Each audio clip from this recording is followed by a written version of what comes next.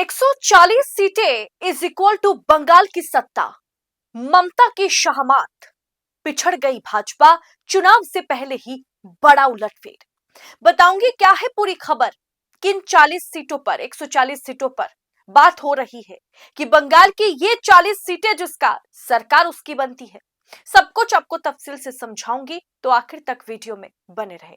नमस्कार, मैं हूं आपके साथ आदिति और आप 4 PM न्यूज नेटवर्क देख रहे हैं। दोस्तों, बंगाल की ये 140 सीटें जिसका सरकार उसकी, चुनाव से पहले ही ममता ने बाजी मार ली है और बीजेपी इन्हीं 140 सीटों पर ममता का वोट बैंक काटने की पूरी कोशिश में जुट गई है। खास करके अमित शाह। क्या रणनीति अमित शाह ने बनाई है, भाजपा किस तरह से काम कर रही है और इन 140 सीटों पर ममता बनर्जी कहां पर है, सब कुछ आपको बताऊंगी। दरअसल ये ऐसे 140 सीटें हैं जहां भाजपा डायरेक्टली बहुत कुछ नहीं कर सकती। बंगाल में, पश्चिम बंगाल में 2011, मतलब थोड़ा आपको हिस्ट्री जानना पड़ेगा, थोड़ा भारतीय जनता पार्टी की बैकग्राउंड पश्चिम बंगाल में कैसी रही वो आपको जान लेना है। पश्चिम बंगाल में 2011 की जनगणना के मुताबिक 27% मुस्लिम आबादी है, लेकिन अब आप मान के चलिए कि 32-33% के आसपास मुस्लिम वोटर्स होंगे। अब बंगाल की 294 सीटों में से 120 से 140 सीटों पर मुस्लिम वोटर निर्णायक भूमिका निभाते हैं। अब मुर्शिदाबाद जिले में 60% से ज्यादा मुसलमान हैं। मालदा और उत्तर दिनाजपुर जिले में मुस्लिम आबादी 25% है। दक्षिण 24 परगना और बीरभूम में 35% से ज्यादा मुस्लिम वोटर है और उत्तर 24 परगना, कुछ बिहार और हावड़ा में 25% से ज्यादा मुस्लिम वोटर है। अब बंगाल में 25% से ज्यादा मुस्लिम आबादी वाली 112 विधानसभा सीटें आती हैं और 20% वाली जो विधानसभा है वो करीब करीब उसका आंकड़ा 130 सीटें हैं, 130 विधानसभा है। और राज्य में 46 विधानसभा सीटों पर मुस्लिम आबादी जो है वो 50% है। 20 सीटों पर मुसलमानों की आबादी 40% से अधिक है। यानी 30 से 35 सीटों पर मुस्लिम आबादी 30% से ज्यादा है और 50 सीटों पर मुस्लिम आबादी 25% से अधिक है। यानी पश्चिम बंगाल में सरकार किसकी बनेगी वो कुछ इस तरह से निर्भर करता है कि पश्चिम बंगाल के मुसलमान किससे वोट करने वाले हैं, है ना। इस तरह तकरीबन 120 से 140 सीटें ऐसे ही जगह पर है या ऐसी हैं जहां पर मुस्लिम मतदाता महत्वपूर्ण भूमिका निभाते हैं।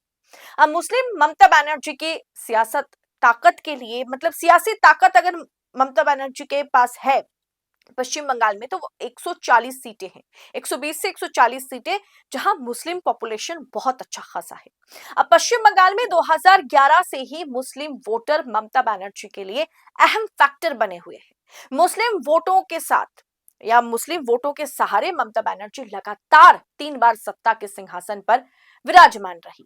अब 2021 में मुस्लिम वोटर्स को लुभाने के लिए लेफ्ट फ्रंट और कांग्रेस ने एक गठजोड़ बनाया था, मुस्लिम आधार दल के साथ गठजोड़ किया, लेकिन उसके बाद भी मुसलमान ममता बनर्जी के साथ खड़े नजर आए और कांग्रेस गठबंधन को सिरे से पश्चिम बंगाल में खारिज किया गया। दोस्तों, आज लोकतंत्र का चौथा स्तंभ जहां सत्ता के आगे नतमस्तक है, वहीं पर 4 PM बेबाक और बेखौफ पत्रकारिता को जिंदा रखने की पूरी कोशिश में जुटा हुआ है। हम पर मुकदमों से लेकर के चैनल बंद करने का भी दबाव बनाया जा रहा है, लेकिन हम हारेंगे नहीं।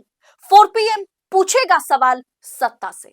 बस इस मुश्किल दौर में हमें आपकी सपोर्ट की जरूरत है। 4 PM को ज्यादा से ज्यादा ज्वाइन करें। ज्वाइन बटन को क्लिक करके आप हमें आर्थिक तौर पर 4 PM को, स्वतंत्र पत्रकारिता को मजबूत कर सकते हैं। उम्मीद है कि आपके सपोर्ट से ये जंग भी हम जीत जाएंगे। अब दोस्तों, अगर CSDS लोकनीति के आंकड़े पर बात करें तो पिछले विधानसभा यानी 2021 विधानसभा चुनाव में 87% मुसलमानों ने TMC को चुना था, TMC को वोट किया था, ममता की पार्टी को वोट किया था। अब मुस्लिम बहुल सीटें ममता बनर्जी जीतने में एक तरफा सफल रही थी उस समय, जिसके चलते ही बीजेपी 2021 में ममता बनर्जी को सत्ता से बाहर करने में पूरी तरीके से असफल रही।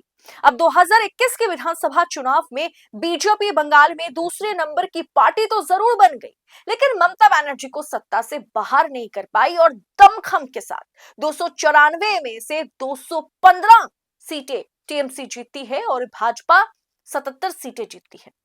और उसमें भी मजे की बात यह है कि 2 साल तक 5 और विधायकों ने टीएमसी से बीजेपी से इस्तीफा दिया और टीएमसी ज्वाइन करते हैं। उसमें 77 से घटकर भाजपा 72 पर आ जाती है। अब दोस्तों, यही मुसलमान वोटर्स जिन 120 से 140 सीटों में 40 सीटों पर निर्णायक भूमिका निभाते हैं, वहां भाजपा इस बार हुमायूं कबीर को मैदान में उतारा है बी टीम के तौर पर। हुमायूं कबीर जो मुर्शिदाबाद में बाबरी मस्जिद बना रहे हैं, पहले बीजेपी के टिकट पर चुनाव लड़े, फिर बीजेपी छोड़कर टीएमसी आए, टीएमसी के टिकट पर चुनाव लड़े, विधायक बने और अब वो फिर टीएमसी छोड़कर अपनी पार्टी बना चुके हैं।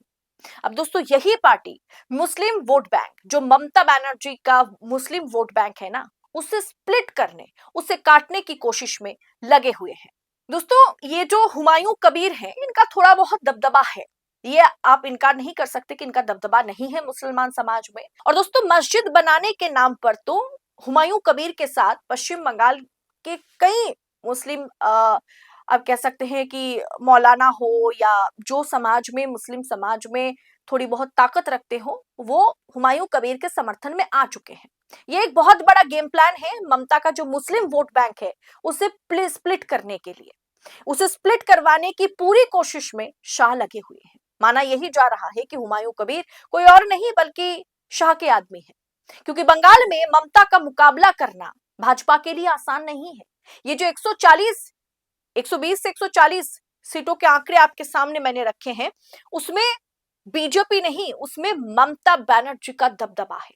अगर बिना लड़ाई लड़े ही ये 140 सीटें ममता की झोली में जाए, तो भाजपा कहां ममता बनर्जी के साथ या टीएमसी के साथ मुकाबला कर पाएगी। और इसीलिए इसी मुस्लिम बहुल इलाके में विधानसभाओं में सीटों पर वोट स्प्लिट करने के लिए, ताकि मुसलमान हुमायूं कबीर, बाबरी मस्जिद या फिर ममता बनर्जी को चुने, ये एक सोच या फिर आप कह सकते हैं कि जो मुस्लिम वोट बैंक है उसे तितर बितर करने के लिए भारतीय जनता पार्टी ने हुमायूं कबीर को मैदान में उतारा है। अब 140 सीटें पश्चिम बंगाल में जिसके खाते में जाएगी, बंगाल उसी का होगा। फिलहाल दोस्तों, देखना आगे दिलचस्प होगा, क्या पश्चिम बंगाल के मुसलमान जो अभी तक सिर्फ और सिर्फ ममता बनर्जी को चुनते आए हैं, क्या इस बार बाबरी मस्जिद और बीजेपी की बी टीम हुमायूं कबीर पर भरोसा जताएंगे, या फिर पुरानी पार्टी जिन्हें वो अब तक वोट करते आए हैं, उसी पार्टी ममता बनर्जी की पार्टी टीएमसी के लिए अपना रुख अपनाएंगे। और दोस्तों, अगर मुसलमान, पश्चिम बंगाल के मुसलमान अगर ममता बनर्जी के साथ इस बार फिर से खड़े नजर आए, तो यकीन मानिए भारतीय जनता पार्टी पिछड़ जाएगी और कहीं दूर दूर तक नजर नहीं आएगी। फिलहाल इस रिपोर्ट पर आपकी राय क्या है, इस एनालिसिस पर आपकी राय क्या है, कमेंट बॉक्स में बताइएगा जरूर। ऐसी तमाम खबरों को यूं ही पाने के लिए 4PM न्यूज नेटवर्क के साथ बने रहे। बहुत जल्द होगी मुलाकात। बहुत बहुत शुक्रिया आपका। जय हिंद, जय भारत।